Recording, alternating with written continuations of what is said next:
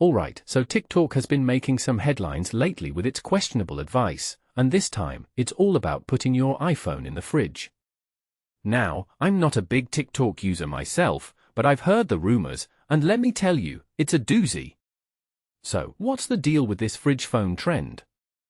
Well, it turns out that some users are following these tips, and the results are not pretty. Condensation, thermal shock, and even potential battery fires, not exactly what you'd call a cool solution to overheating. But why is this happening? It's all about human behavior and the way we consume information. We're living in an age where we're constantly bombarded with advice, tips, and tricks, and sometimes, we just don't think critically enough. We see a video, we like it, we share it, and before we know it, we're following every piece of advice, no matter how crazy it may seem. But here's the thing, we need to be more discerning. Just because something is trending on TikTok doesn't mean it's a good idea.